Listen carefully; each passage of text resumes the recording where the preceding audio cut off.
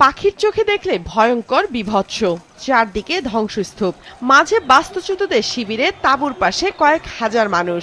বালুময় মেঝে প্লাস্টিকের চেয়ারে বসে তারা দেখছেন আর্জেন্টিনা ও মিশরের শেষ ষোলোর লড়াই।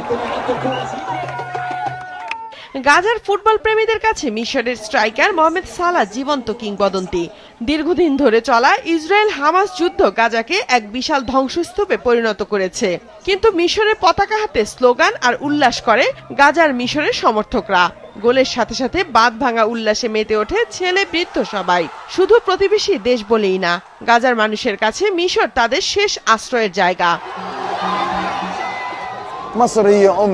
গাজার সব মানুষ ঘন্টার পর ঘন্টা ধরে এই ম্যাচের জন্য প্রস্তুতি নিয়েছে। আজ আমি আমার পরিবার ও জনগণের সাথে উদযাপন করার জন্য 5 কিলোমিটার হেঁটে এই জায়গায় পৌঁছেছি। গাজায় এমন অনেক জায়গা আছে যেখানে এমনভাবে খেলা দেখছে যেন এটি তাদেরই ম্যাচ, মিশর তাদেরই দেশ।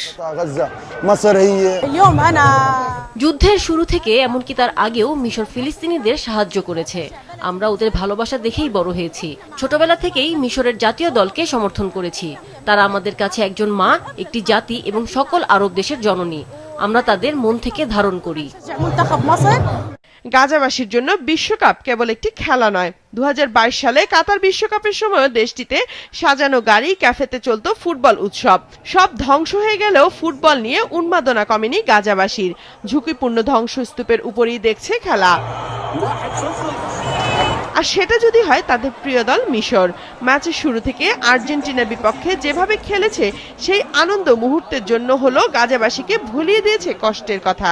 শেষ পর্যন্ত বিশ্ব চ্যাম্পিয়নদের দুর্দান্ত পারফরমেন্সের কাছে হার মানে মিশর। আর শেষ বাঁশি বাজার সাথে সাথে হতাশায় ফেটে পড়ে সবাই।